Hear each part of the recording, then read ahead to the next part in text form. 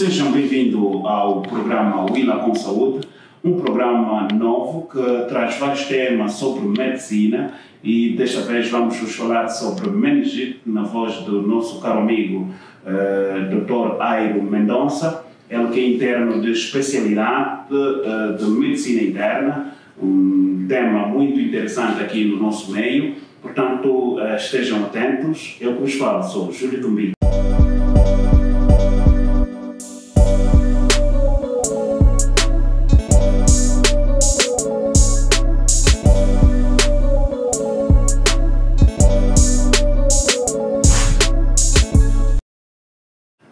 Agradeço o convite que foi-me feito pelo programa Willa com Saúde para abordar sobre a meningite bacteriana especificamente, que na verdade é uma emergência médica neurológica caracterizada pela inflamação das meninges, especificamente a aracnoide e a pia mater, assim como o líquido cefalorraquidiano, por infecção bacteriana. Daí, de facto, estamos a tratar especificamente da meningite bacteriana aguda. A nível do mundo, houve uma redução importante de mortalidade a 30% devido ao advento das vacinas para o Haemophilus influenzae e para Streptococcus pneumoniae, assim como para a Neisseria meningitidis, que foi, na verdade, um grande ganho que tivemos.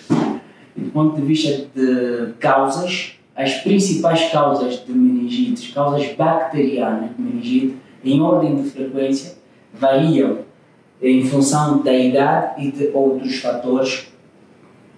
E para os adultos, sendo que eu sou médico interno de especialidade em medicina interna, para os adultos em ordem de frequência, as causas vão desde o Streptococcus pneumoniae com 60%, a Neisseria meningitidis, o Haemophilus influenzae e, por fim, a Listeria monocytogenes. Esta última que vem ganhando terreno como uma doença emergente pelo facto de características como o envelhecimento populacional e também o surgimento de doenças crônicas não transmissíveis como a diabetes mellitus, a doença renal crônica dialítica e outras. O Streptococcus pneumoniae é muito mais frequente em pessoas adultas e com comorbilidades, e já o Haemophilus influenzae é muito mais frequente em crianças. A Neisseria meningitidis, de todos os patógenos que fizemos referência, está muito relacionada a brotes epidêmicos. Do ponto de vista da patogenia, esses micro-organismos atingem as meninges por vários mecanismos, sendo a principal via a disseminação hematógena. Pode que seja por continuidade, se tiver um abscesso cerebral que se rompe para os ventrículos, em pacientes com doenças prévias como otites, faringites, por ligação nasofaringe, vênulas e cérebro, meninges especificamente, ocorre a infecção. Do ponto de vista da abordagem clínica do doente, na urgência é necessário que se faça um exame físico exaustivo, começando desde a pele até os órgãos internos, vasculhando sistemas por sistemas, pois existe um grande número de fatores de riscos que não só nos ajudam a ter uma ideia de qual é o patógeno específico, mas ainda assim também chegar ao diagnóstico concreto. Quero dizer que, por exemplo, se temos um paciente que chega com um quadro clínico sugestivo de meningite, paciente com febre, cefaleia, alteração do estado mental e sinais meníngeos, nós temos que investigar dentro da anamnese se o doente eventualmente já teve alguma patologia antecedente. Se teve, por exemplo, se o doente é portador de sinusites, se o doente é portador de otites, se o doente tem alguma doença crónica, se é diabético, se é doente renal dialítico, se o doente tem trauma craniano penetrante, Então, todos esses fatores de risco são importantes para determinarmos a etiologia. Assim que, durante a abordagem do doente, no exame físico, vamos explorar os seios perinasais, vamos explorar adequadamente os ouvidos, vamos explorar a cavidade oral, à procura de sinais de cáries, de faringite, vamos explorar o aparelho respiratório para procurar a presença de pneumonia. A nível da pele, vamos explorar lesões purpúricas, lesões hemorrágicas, que são sempre sugestivas de meningite por Neisseria meningitidis, que, como dissemos inicialmente, têm o potencial de produzir brotes epidêmicos. O diagnóstico da meningite é puramente clínico, apoiado em exames laboratoriais, sendo que dos exames a punção lumbar é de vital importância, pois, além de nos dizer se a meningite é bacteriana, também nos ajuda a descartar meningite de outros tipos, como viral, fúngico e até por micobactéria e tuberculose. Mas, além da punção lumbar, nós também podemos fazer recurso da hemocultura e de exames de imagem cerebral, como o TAC do crânio simples. Quando colhemos o licor, nós vamos avaliar um conjunto de diferentes parâmetros, começando desde a pressão da pressão do líquido, que normalmente tem que ser inferior a 200. Para as meningites bacterianas, a pressão do líquido vai de 200 a 300. Se tivermos pressão de líquido superior a 350 milímetros de água, temos que pensar que há a presença de edema cerebral. Depois avaliamos a celularidade do líquido, onde considera-se normal a presença de até apenas 5 células. Se nós encontrarmos mais de 5 células para as meningites bacterianas de 100 a 10 mil células, é porque há infecção do licor, temos a presença de um micro-organismo. E quando tivermos celularidade acima de 50 mil, temos que pensar que haja um abscesso que se rompeu e contaminou todo o espaço, todo o líquido que circula dentro dos ventrículos. Ainda avaliamos a glicose, que o normal é abaixo de 45 e tem que ser menos de 50% da glicose sanguínea medida simultaneamente, isto por causa dos pacientes diabéticos e daqueles que fazem infusão de dextrosa, e tem grande importância, pois as meningites bacterianas cursam quase sempre com hipoglicorrequia, ou seja, a glicose no licor abaixo de 40 mg por decilitro. Avalia-se também a proteína dentro do licor e que o valor pode chegar acima de 100.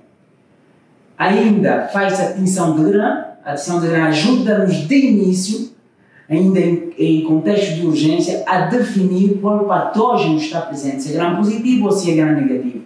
E quando tivermos presença de patógenos gram negativos, temos que pensar na possibilidade de ter havido um abscesso que se rompeu em procedimentos neurocirúrgicos prévios, em erosões a nível do crânio ou das vértebras que resultaram em infecção.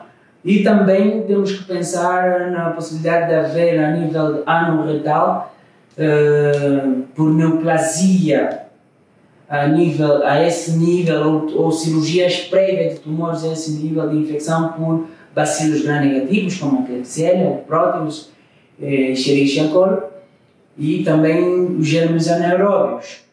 Assim que, do ponto de vista de diagnóstico, não é difícil, porque ainda temos subsídio de outras técnicas, como a cultura do licor. Em contexto de tuberculose, pode-se solicitar um LED ou um X-PET para descartar. Faz-se o PCR em questões mais investigativas devido ao elevado custo deste método diagnóstico. Do ponto de vista de tratamento, quando não se tem um diagnóstico específico da bactéria, não se sabe qual é a bactéria que está no licor, nós iniciamos de imediato a antibiótico-terapia empírica. Isto antes da punção lumbar. E se o paciente tiver sinais de hipertensão craniana, então nós não realizamos a punção lumbar, mas começamos já os antibióticos, submetemos ao paciente a um exame de imagem, que é o TAC, para descartar a presença de lesão ocupativa encefálica que esteja a produzir ou a elevar a pressão intracraniana.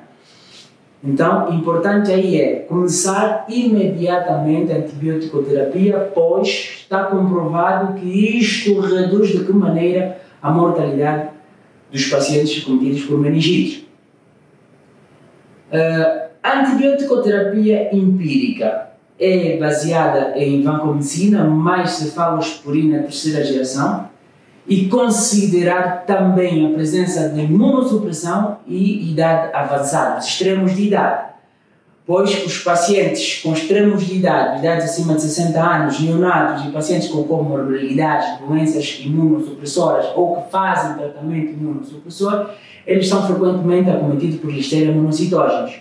No entanto, associamos a vancomicina, associamos a ceftriaxona ou ceftotaxima, que são beta-latâmicos, e também associamos a ampicilina para os pacientes imunodeprimidos ou que estão dentro que têm fator de risco. Importante dizer é que todos esses antibióticos não têm facilidade de atravessar a barreira hematoencefálica, mas em fase aguda inflamatória a barreira torna-se permeável a estes antibióticos, facilita a sua passagem. Então, ao longo do tratamento, pese embora venha a haver melhoria do paciente, não é recomendável que se reduza a dose desses antibióticos, pois, à medida que o paciente vai melhorando, a permeabilidade da membrana hematoencefálica vai reduzindo. Então, mantemos as mesmas doses. Quando se já sabe o agente específico, se se trata de Streptococcus pneumoniae, passa-se para antibiótico-terapia específica com penicilina G cristalizada, a dose de 24 milhões de unidades dia. Se for a Neisseria meningitidis, também a mesma dose. Se for o Haemophilus influenzae, então usamos, se não for a coagulasa negativa, usamos a ampicilina. Se for coagulasa negativa, usamos os beta-lactâmicos, como a ceftriaxona. Se se tratar de Listeria monocytogenesis, então usa-se a ampicilina na dose de 12 gramas diária. O tempo de duração, a duração do tratamento varia em conformidade com o patógeno isolado. Se na cultura isolarmos o Streptococcus pneumoniae, nós usamos como antibiótico a penicilina por 10 a 14 dias. Se for a Neisseria meningitidis, usamos mais 4 a 7 dias depois de terem regredido os sintomas. Se for a Neisseria meningitidis, digamos o Haemophilus influenzae, 7 a 10 dias. E se for a Listeria monocytogenes, então o tratamento prolonga-se até 21 dias. Todo esse tratamento antimicrobiano deve ser coadjuvado com o emprego de dexametasona, a dose de 0,15 mg de 6 em 6 horas, por 2 a 4 dias, pois comprovou-se em estudos randomizados que reduz a probabilidade do doente ter sequelas neurológicas, como por exemplo a surdez neurocondutiva, digamos. Sobre a meningite há muito que se diga. Em termos de tratamento, além das medidas específicas, tem um conjunto de medidas gerais. São pacientes graves que devem ser abordados em unidade de cuidados intensivos, preferentemente, e com todo aquele suporte de enfermagem.